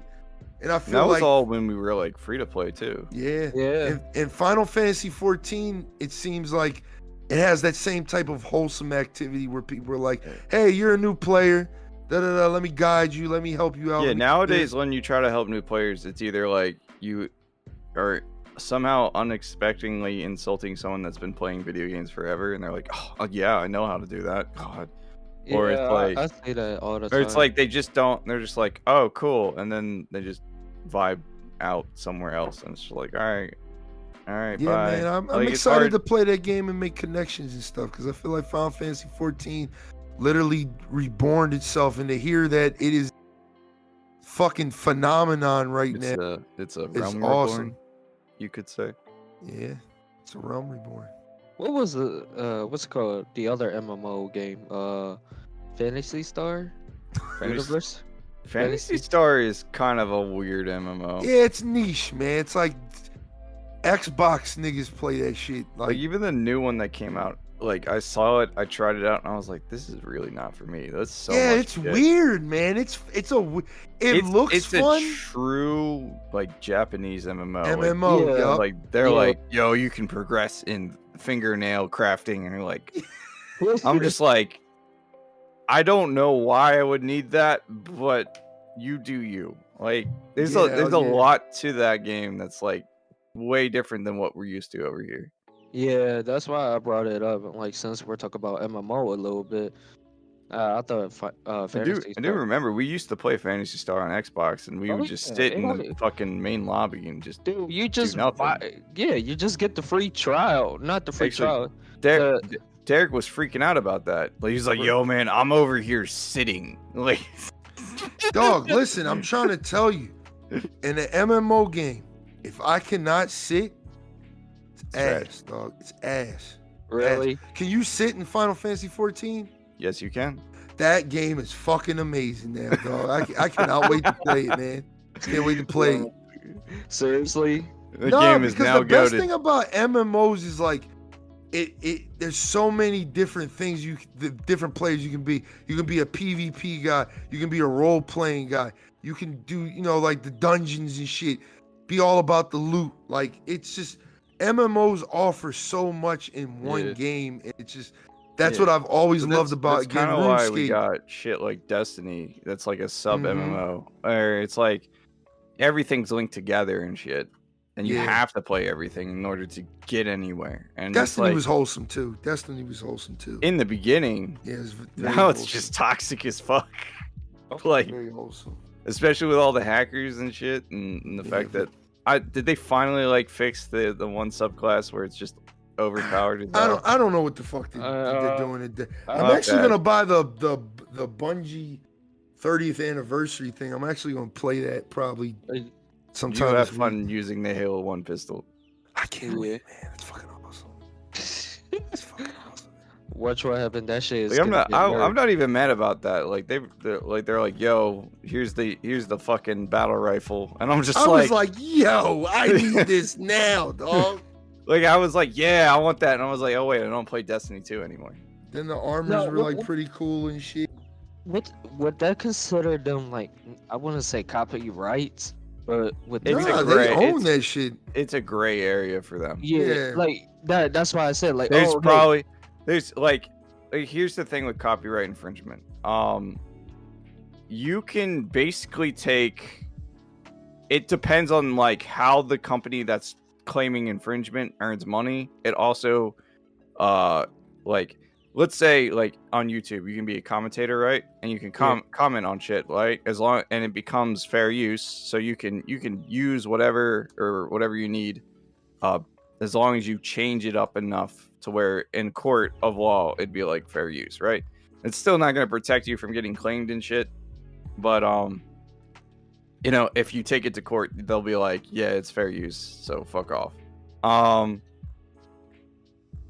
Here it's like they probably have an agreement set up with Microsoft when they left, so that they can hang on to legacy properties. Like, they don't own Master Chief anymore, but at the same time, like, I'm sure They they can have use his something. likeness, some of his likeness, probably. They can't use his likeness, but they can use like probably green. similar guns. Yeah, like references. They can probably Yeah. reference it, Yeah. but they can't use his likeness because Mhm. because Microsoft owns Halo now, Yeah. and that's kind of the situation. That's like some people were like, "Yo, Bungie abandoned Halo," and I was like, "No, bro. They just didn't want to make the same game for 10 years straight," and I can understand that. yeah, that's why I wanted to know, like, when did that whole concept of like, oh, yo, you copyrights of 343, even though you guys used to be the original owner. It's a dumb argument because there's so many ways they can go about that without infringing on Microsoft's copyright. Mm. They could have licensed it. They could have already had an agreement set up when they split. They could have, or they're just using the fair use thing where it's like they changed it enough to where it looks similar, but it's like not. Gotcha. All right. Because like there's like shit in other games that reference other games. Like there's a Destiny loot cave and fucking what is it called? That zombie game. Dead by Day. No, not Dead by Daylight. Dying Light. Yeah. Dying Light. There's a whole loot cave Easter egg. Really? Yeah, you go in there and you kill a bunch of zombies and it's like loot everywhere and shit. And then they're like, get it? Yeah, It's that's the loot- new dungeon. That's the new dungeon for the Bungie 30th thing. It's the loot cave. You go back to the loot cave, the legendary loot cave. That's fucking awesome. But that's kind of what I'm saying. It's like it depends. It really depends. Like if they took they took the CE pistol in its entirety and slapped it in the game, then I can see Yeah, that's fucked up. Yeah, that would that's definitely be some but copyright they shit. didn't. It's still slightly changed enough for it's like, oh, this is a Destiny gun and Yeah. not a Halo. Halo gun. Yeah, Gotcha. so what was I gonna say? Yeah, so Game I'm Award. excited to play Final Fantasy 14 when them servers start letting people, because I'm not gonna get into it now because I made my It is account. fun. I made my account back in 2015 because they Damn. gave me the game for free back in 2015. So Seriously? I have to pay the $15 a month, like mandatory $15 a month, forever. I don't have a level 60 cap or nothing like that. I literally have to just keep paying for it. But like I said, I'm excited to give it a fair try because it seems good. It seems like there's good things going over there. Y'all love it. So, all right, final topic, main topic, really. Yeah. So, on our last podcast, we talked about, the last gaming podcast, episode 21. We talked about the Game Awards. We gave some predictions, stuff like that, who we thought would win. And it was kind of a surprise, to be honest. Not really, but shit. I actually didn't add one last article that I'm gonna add because they showed it at the there's a new Star Wars game coming out, y'all. Yeah, saw that. There's a new That's Star Wars game coming out, baby. Called Star Wars Eclipse. It looks good. It's probably like an open world game. Something lit. I do you can't wait. think do you think it's gonna be like a feeling of the old Republic? It is. It's the High Republic, man. This is like before, man. This is like before. Like that shit's gonna be fucking fire, man. Like, and EA isn't doing it. Oh my god, man. Let's go. But yeah, that was just brief, just to let you guys know. New Star Wars game. So yeah, we did some predictions on games and stuff like that we thought was gonna win. They announced a lot of games actually at the Game Awards. Alan Week 2. Forgot Yo, about that. We're that getting a that was Wonder Woman game. I forgot about that. I didn't add okay. any of these to the show notes. I forgot. We're getting a Texas Chainsaw Massacre. Like some type of survival horror game. Oh, and is he coming to Dead by Daylight? No, he's Oh, actually having a game of oh his shit, own. that'll be kind Yeah. of lit. What? What? Texas Texas. Chainsaw Massacre's getting his own game. Mm-hmm. Really? Mm-hmm. I mean, they did that with Jason, and it's pretty No. much just Dead like Daylight. Yeah, Yeah. But apparently this one that's how I feel. I can't really say much, but I'm like, okay, yeah, well, let's see how it is. From what I heard, it might be a story. It might be like yeah. giving you a We'll little. see. So who knows? We have to All see when right, it come out. let's dive into this list, man. I'm gonna save the best for last. So, some of these winners kind of took me out, man. So, like, It's fuck it. a We're gonna start. We're gonna start with the main one.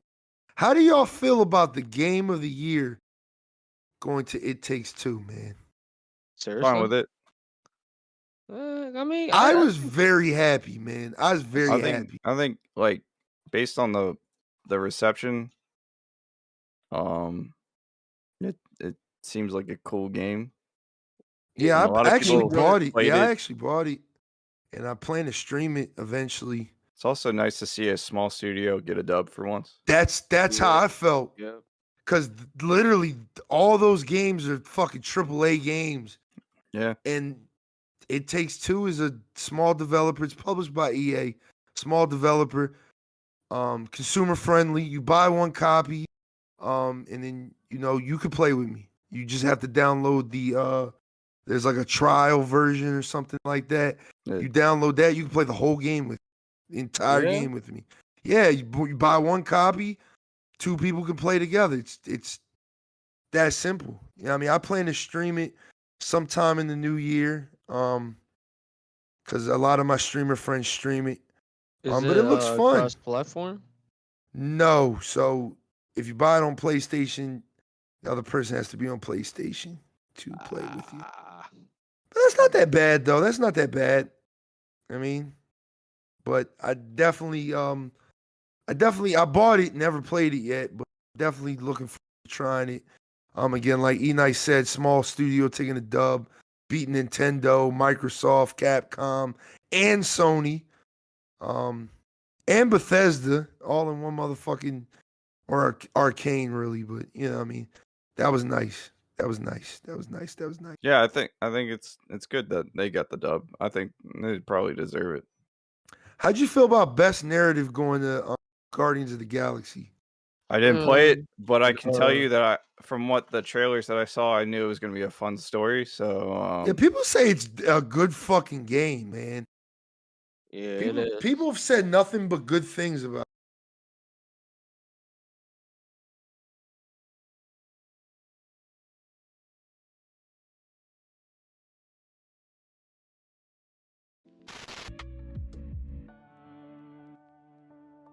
Yeah, Nothing but the Destiny clone shit. Yeah. Because like from the trailer, I saw the similar gameplay, but like at the same time, you're actually fighting bosses and you're actually using your team members to help you out, and like the dialogue is totally Guardians of the Galaxy, so it's all quips and shit, and it's fun as hell. my fault. You're not done. My fault. I think that's it. Maybe it deserves it. Like again, all of these games I did not play. Like Guardians of the Galaxy, I didn't play. I didn't play Resident Evil. Yeah, I didn't play Takes-Two. I hardly played some of these games. I played Metroid Dread, and I love Metroid Dread. Yeah, you gave it a 10 out of 10 for a Metroid game. Yeah. Best ongoing game with the Final Fantasy 14. That was nice to see. Yeah, they deserve Fortnite, Genshin, Call of Duty Warzone, and Apex. I thought that was very nice. I thought this Game Awards was very, very wholesome. Very, very wholesome, because it didn't show like the little guy like winning, like not only just the game of the year, but it showed love to what needed to show love. Like everybody thought like best ongoing game was Fortnite or Apex. Warzone isn't the best because they really just like they add content, but it's content you pay for. It's not really anything that everyone really can enjoy. They finally added a new map after like how long? No, but people, I mean, player base, man, is everything. But I thought Genshin or Final Fantasy honestly deserved it. And Final Fantasy deserves because they reinvented the whole fucking MMO franchise. Yeah, definitely. But out of everything on that list, game, on everything on that list, it'd probably be for me. I believe I said Genshin or Final Fantasy. So I was happy to see that. And I don't even play Genshin, but I just have a lot of respect for it because it is like it's a free to play game, man. It's a free to play fun ass game. Like it's fun. Like I don't like it because it's not my cup of tea really, but people love it, man. And I wish you could play multiplayer from the start. I hate how it locks you at a level cap for the multiplayer. It makes you literally play the game for like 5-6 hours before you could do the multiplayer. But shout out to Genshin, man, because they do a lot over there. Best indie game went to Kenna, Bridge of Spirits. I want to play that game. It's on sale right now. What's that about? I gotta look into that. Yeah, check that out. Best mobile game went to Genshin Impact, which honestly the only game on that list that deserves it besides Unite, Pokemon Unite. Have you played that yet, Unite? What? Pokemon Unite. No, I have not. Missing out, man. I want to check it out. It's on Switch, right? Yeah. Download it, man. We play that shit. Shit. I run a couple games today. Shit. I'm trying to get back into that shit. Pokemon? Yeah, it's called Pokemon Unite. It's a MOBA. Think of like Dota, League of Legends. Yeah. You put Julio down the league rabbit hole because of that shit. Look, I'm gonna be real with you, fellas. Like the last time I played like any other Pokemon game, it's probably had to be like Pokemon Fire and what's it called? The other one, the green one. I forgot the Leaf green, Yeah, fire. yeah, like back in like the DS. Well, this isn't like a original Pokemon game. Like you actually play as the Pokemon. Like you are the Pokemon, and it's Uh, pretty fun. It's pretty fun. It's like an arena game. It's Yeah. 4v4. You know what I mean? 5v5. My fault. 5v5. Y'all run around the map. Y'all do shit. It's super lit. I have a lot of fun with it. Cool. I don't know, man. Like I just stopped playing Pokemon. I guess like it's the same concept. Yeah, Pokemon hasn't really changed that much. Like Yeah. they add like Mega Evolutions is probably the peak, and then from there it's just kind of like been super gimmicky and shit. But that's just kind of what they're known for anyway. So I'm not really too hard up. But I'll still play the new iteration, the Pokemon game. I am excited for Arceus later this in the beginning of the year. February. Yep. So like that'll be Yeah, cool. me too. That'll be Sink my cool. teeth I into. might actually stream that. I still gotta beat Pearl. I still haven't Yeah, me beaten Pearl too. yet. I gotta beat Diamond. Best action game went to Metroid Dread. It beat Marvel's Guardians of the Galaxy, Ratchet and Clank, Resident Evil, and Psychonauts 2. I feel like that was well deserved. That wasn't bad. Tales of Arise got best RPG. No idea what game that is. It's Never heard of it. Anime ass game. Gundar plays it. Shout out to Oh, is it from the Tales series? yeah, yep, Like Tales of Vespa? Okay. yeah. They do pretty good. Best Good. fighting game went to Guilty Gear Strive. That's another, small studio. Yeah, they W. is Guilty Gear's the one with the fucking pose? Yeah.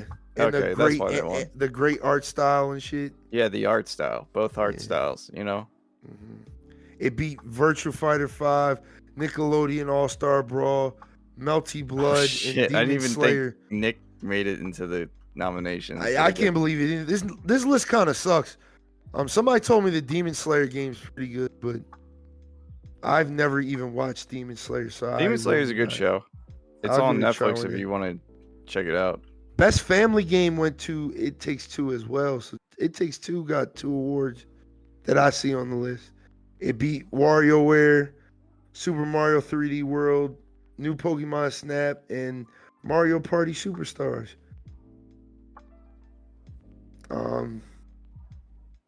Best sports game went to Forza 5. I think is well deserved because Forza 5 is. People are saying that's like game of the year, man. People saying Forza 5 is like game of the fucking.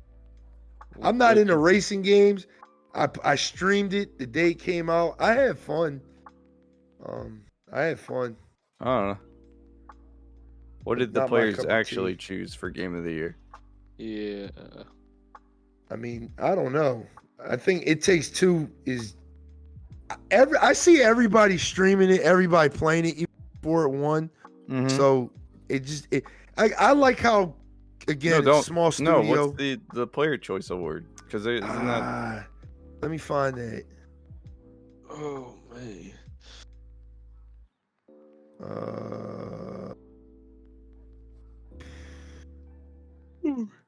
Best multiplayer game with the It Takes Two too. By the way. They won 3 awards. Really? They beat Back for Blood, Knockout City, Monster Hunter Rise, New World, and Valheim. Oh, Valheim shit. was fun. I still gotta beat that too. I heard it's fun. Best esports athlete went to your boy Simple. That is- Simple. Simple. Simple would have won. Best esports coach went to some guy. I ain't even gonna say his fucking name. Shout out to him. It's like an Simple. Asian name. Uh, I don't want to butcher it. Best esports event went to fucking League of Legends. really? They pump stupid amounts of money into that. Most anticipated game went to Elden Ring. How do you feel about that, man? How you feel about that? It beat God of War, Horizon, the sequel to Breath of the Wild, and Starfield. How you feel about that, E-Knight? Are you excited for Elden Ring? I mean, not really, but I know a lot of Souls fans are, so hopefully it's good. I actually might pick it up. It looks promising. It looks fun. I'll get it a little later. Yeah, I'm gonna get it when it's cheaper. I'm definitely not paying full price for it. No, I don't mind paying full price for it. I'm the reason why I want to get it later is because fucking Arceus is coming out, so that's more of a priority to me than this game. Oh, facts. Yeah, I don't see I don't see Player's Choice. I see Content Creator of the Year went to Dream. I don't know who the fuck that is. Went to who? Dream? Fucking Dream. Oh my god, dude. Who the fuck is that? He's a Minecraft YouTuber. His stands. Oh, that makes sense. That makes sense. He's got the most rabid fan base. Holy shit. That is funny as hell. All right, Player's Choice Awards went to. I had to look it up in a different tab. Oh no, this is fucking baseball. What the fuck? What? We don't play sport games in here, man. Well, maybe some of you guys, but Halo Infinite, of course. We forgot Halo Infinite Player's Choice Award. Yes, sir. That caused a lot of fucking shitstorm. That's what caused the shitstorm. All the bullshit. Yeah, because it goes to show people will literally threaten and talk shit about a game, but still be playing it and still enjoy the game and still love it. Like, people are fucking weird. To be fair, community that did all that death threat shit, shut down the Reddit, is a small vocal minority. But it also points out the fact that, one, it shouldn't have been a nomination to begin with because it came out like in December. Yeah, that was weird, man. But I wasn't mad about it. I'm not mad about it, but I am like, what the fuck? Like, it shouldn't have been in there. But I know there was a lot of people that were salty about it, especially PlayStation fans. Like, fucking Twitter was blowing up over that shit, and I was like, why are you mad? Are you serious? They were really blowing shit up just because? Yeah, they were mad that there was a bunch of PlayStation games in that Player's Choice nominations, like Ratchet and Clank and shit, and Psychonauts too. Yeah, man. I Halo Infinite is definitely one of my favorite games of this year. I don't think it's my game of the year. I honestly think game of the year for me is Resident Evil Village. That game, very good. Yeah. Very, very good. It suffers. Very good. This is kind of the weird thing with the Game Awards is that a lot of games that come out early in the year don't often win a lot of awards because people forget about them. Exactly. Very rarely. Like Witcher is one of those rare examples where it just came out in May and people just remembered it for a fucking decade. Yeah. Almost a decade at this point. Like, it's 2015 was a good ass fucking year for games. Oh my god. 2015 was crazy. We got Fallout 4, Witcher 3, ESO came to consoles, and of course the best game of that fucking year, Metal Gear Solid 5 came out, man. Oh my fucking god. There's a lot of good I don't know, man. Metal Gear Solid 5 is still good, but just it's unfinished. Yeah. That's the fucked up part. We can have a whole podcast about this, man. They didn't let that man finish. I ain't got the time to tell you that. I ain't got the time, man. Look, man, just don't bring it up, man. Long story short, it's a great game. The gameplay is the standout. The story is struggles. It's a Metal Gear story.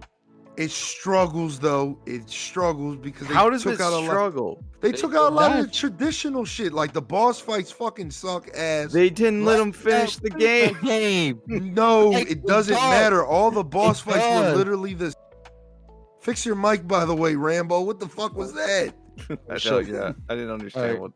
No, hold up. You can't dash on a game like that. Like you said, they didn't finish the game. I feel like you guys are missing the main point. I feel like that part of the game was damn near done. Bro, listen. You fight the same boss like 9 times. This is the problem. That's the tutorial.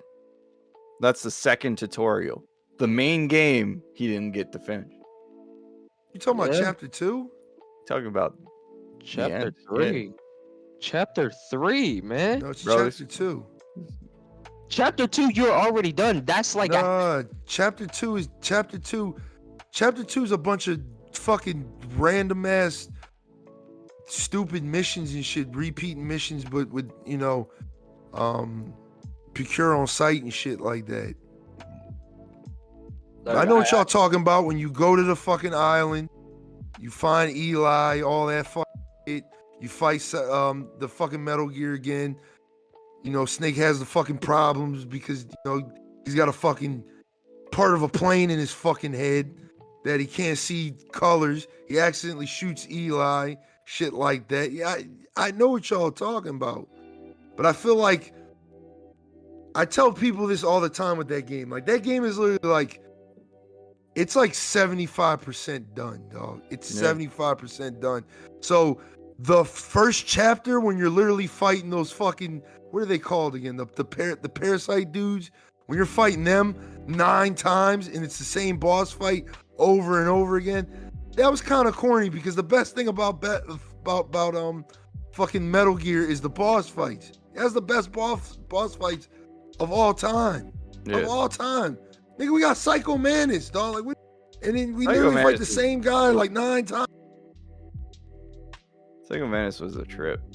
The Metal Gear fight was cool.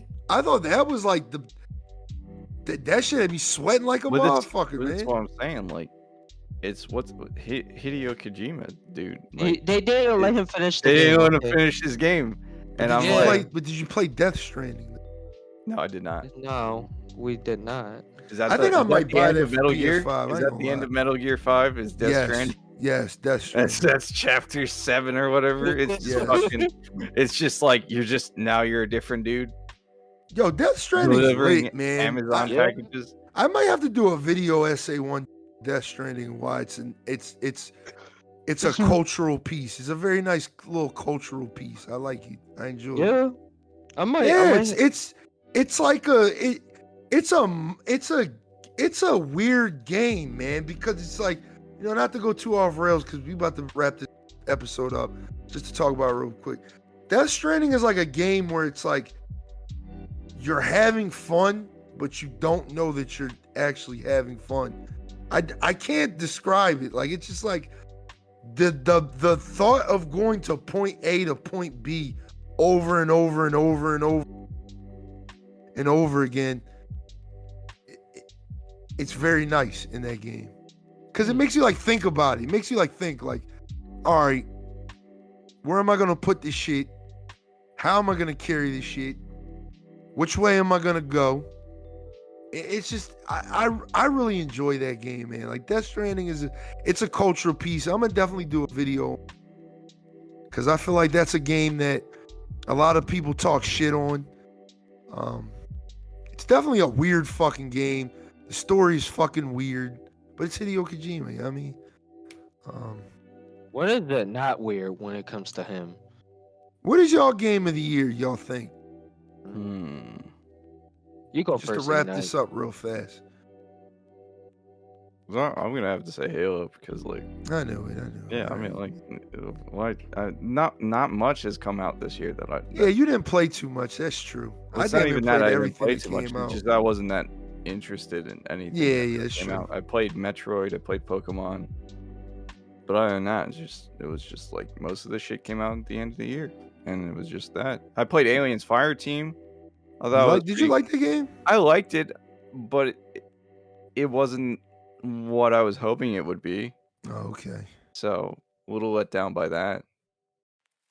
But for the most part, like, yeah, dude, like, Halo is the only thing that really got me going this year. Like, there really wasn't that much for me, for my taste anyway, to like be excited about.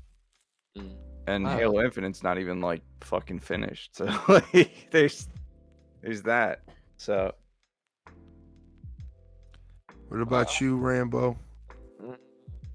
I'm gonna be honest, man. Like, there wasn't much game for me to feel really hyped up besides Halo Infinite. I mean, unless you really want to ask me, I would say Mass Effect was Mass Effect remaster, like I was hype about that this whole year, to be honest. Right next to Halo Infinite, but that's about it. Like there weren't really any other interesting game that really caught my eye this year. Um, maybe next year, like a horror game or some first person shooters. But yeah, I really got nada, man. There's not really much. I'm really hoping that there's not a lot of good games that come out next year because I want to just start diving into my backlog. Yeah, me too. Like I Yeah. got Horizon that I'm gonna be playing Mm-hmm. in February. But other than that, I think like if God of War comes out, I'm not gonna be too pressed to buy that. I'll probably wait. God of You War 1, I still haven't played, so I'm glad it came to PC. really? Yeah. It just now Yep. came. Yep. I always thought they did. Yeah. Niggas was That- mad about that shit, dog. That's that what shit I'm was saying, funny man. as fuck. That's why I That was like shit was laughing at the hilarious. Halo Game of the Year Player Choice Awards thing because a lot of the PlayStation people were mad at that shit, and I was like, dude, why are you mad? You guys have Sony like ponies are the worst, dog. They are You the ha- worst. you had a lot of fucking awards last year with Last of Us stealing most of that shit. Like the fuck, Yeah, like for no comms- reason. It wasn't for no even a good reason. game. It was half the game that its predecessor was, and that shit is like, what the fuck? We ain't gonna talk about that because that's again another Yeah, podcast. we'll go all off the in rails itself. and ran it out that shit. But I'm Yeah. just like, Yeah. you need to chill. Just give the respect that respect is earned. Like this is video games, not like your fucking brain don't matter about that shit. Like I don't give a fuck about Xbox. I'll give a fuck about Halo and Pokemon. Those are two very different brands and platforms. Like fuck out of here with all that nonsense, man. Yeah, People get hurt over anything, man. Like, Because that's like they put like their whole life identity in that shit, and I'm like, why are you doing that shit? Like I love Halo as much as the next guy, but it's not like my identity. Like it's just like, yeah. like I'll still play other shit. Like I don't feel like I need to commit to one video game or one. As long as the game platform. is good, that's all it matters. As long as Yeah, the game is exactly. good. If the game's fun exactly. and good, and I like it. Like there are a lot of indie games that I fucking delve into that shit, and like Yeah. I'm like obsessed with it because it's great. But then to kind like, of segue into the end of the podcast, not to cut you off, bro. no, it's fine, man. Seg- I would have seg- ranted for an hour. To segue into the end, off of what he just said, that's why we do this, y'all, because we love video games just as much as you probably love video games, and we just want to talk about video games and grow a nice little community in our Discord and play with you guys and grow our brands and our content and all that stuff along with you guys. So with that being said, I want to give a shout out to just everybody who's been listening to the podcast this year. We're ending the year. We started the podcast June 1st. We're ending the year with I think 285 full listens, over 22 episodes. That's pretty good. So I'm super proud of my two co-hosts, but most importantly, you guys listen. You guys for just keeping the show going, giving me feedback, letting me know what you guys enjoy. Like I said, when I started this, I literally wanted to do this with my best friends because I feel like PlayStation parties back in the day, all we did was have these types of conversations, but they weren't recorded. Now we're doing them recorded, and you guys enjoy it. And these are my guys, man. And we got a lot more coming next year. So I want to, give a shout out to everybody listening. I want to give a shout out to my two co-hosts, E-Night, RAMBO, but of course my music podcast people, Phoebe, Warren. And I also want to give a shout out to Gundar and Philly Methods for their appearances on certain episodes and stuff.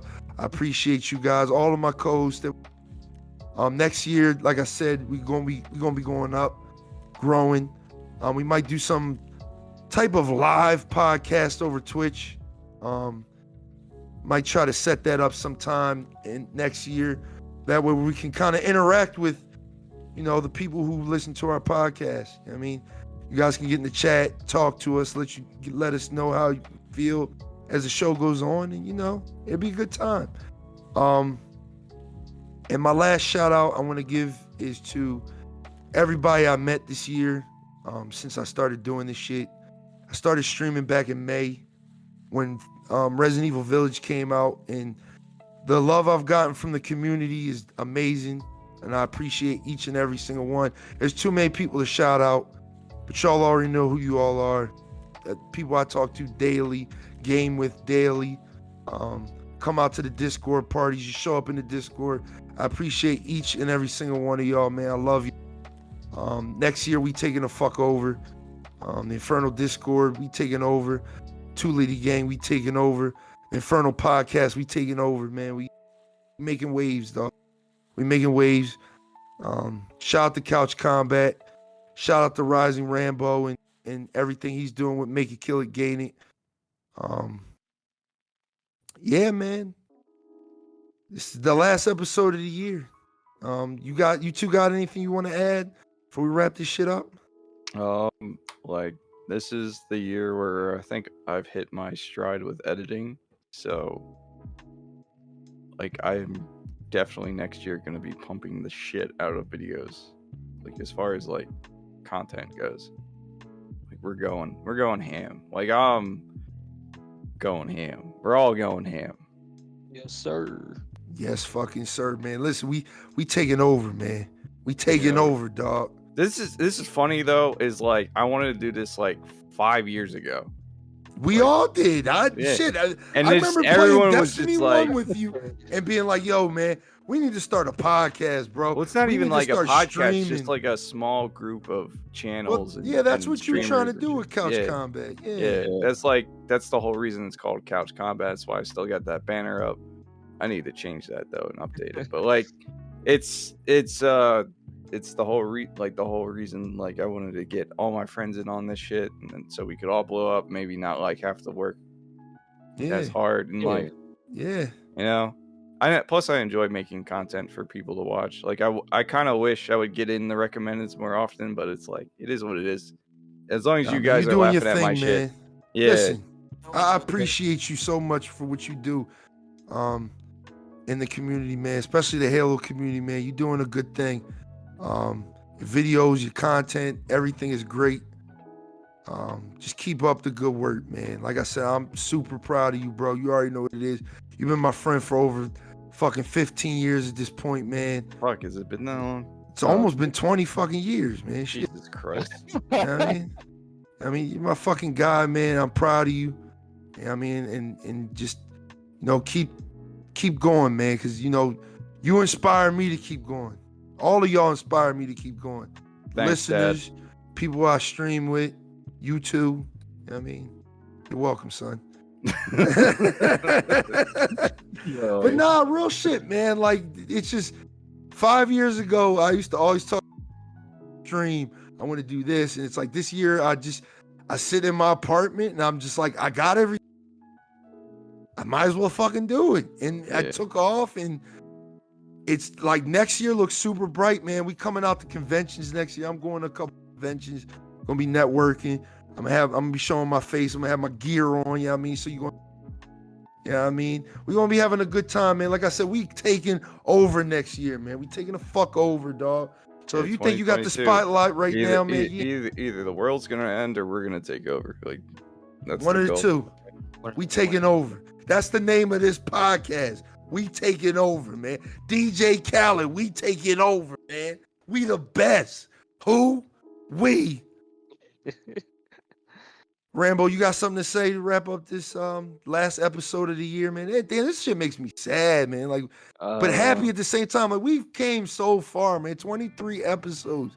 23 episodes. And we got like 300 something more to go, baby. 300 something more to go, baby. I would say this year, I thrive, man. This year, I hit rock bottom, but then I rised up.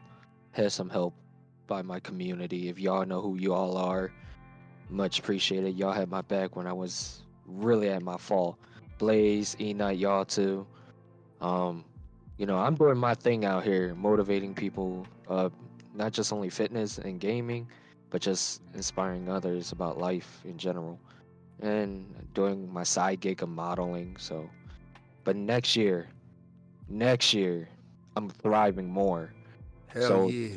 Hell but fucking yeah, man. and Yo, I'm listen, not. Rambo, I'm proud of you. I know your story. I know everything that happened, man. And I'm Yeah. fucking proud of you, man, for picking yourself up and just doing what you love and sharing that again with the community and everybody around you. You're an inspiration. Keep up. No, Please it's keep going, man. Cause like I said, you guys motivate me. Everybody in the Discord motivates me every day to get the fuck up 6:30 and stream. And look, every 2 weeks to do this podcast and talk. and I of mean, course, and like like I said, like to wrap this up, like we're gonna go hard next year. Nobody ain't gonna be left behind. The only thing I could say is the only time you feel left behind is that you're not putting the effort for yourself, for your brand, to be up there with the squad. Like you gotta push yourself. You gotta meet us halfway as we put halfway, like whatever we put in. Like you gotta meet us there. Can't meet us all the way like Yes, to right. a Sir, you hundred. jacked enough to just carry us, so just do that. No, I get what he's trying to say. I get what he's trying to say. It's like I tell Rambo all the time, man. We can hold the door open for you, but you got to walk through it. I mean, Yeah, you gotta walk through it, but you gotta meet us where we at. Like, just because the door is open, like you think oh yo, I got VIP pass. Nah, it doesn't work that way. that's It right. doesn't. That's right. That's right. You, Hard work and dedication is everything, man. That's everything, man. But this has been episode 23 Happy New Year's. and the final episode of 2021 of the Infernal Gaming Podcast. I am your fucking host, Blazed X Inferno. Yes, sir. Thank you guys for listening. E-Night, Rambo, you got anything else to say before we wrap this shit up? I am E-Night17, and I'll see you guys next time, or next year, on the couch. That's right. That's right. For boy RiZiNG Rambo, y'all already know. Make some gang is bulk season, baby. I'll see you guys on the gram. Next year, my man will have a new mic too as well, guys. Oh, God, I hope you get Oh, that shit spurred down. Shit sound like he's got a knife in it. Like, what the yo. that shit sounds sharp as hell. Like, but nah, man, this has been episode 23 of the Infernal Gaming Podcast. Again, I'm your host, Blaze X Inferno, man. Make sure you check us out. Links in the description, all that jazz. I love y'all, man. I will see you guys next year. Well, you can follow me on Twitch. You'll see me this week. I'll be streaming. I have a different schedule this week because of the holiday and shit like that. But like I said, this is episode 23 of the Infernal Gaming Podcast. See you guys in 2022 and have a good New Year's. Be safe. Don't drink and drive. Don't do anything fucking stupid. Please be safe out there, man. Don't be reckless. Don't do anything fucking that you're going to regret. Put anybody else's... Yeah. Let's get it. Thank you guys for coming out again, man. Real shit. Appreciate y'all. Goodbye. Yay. See you. Bye. All right. Get the fuck out, man.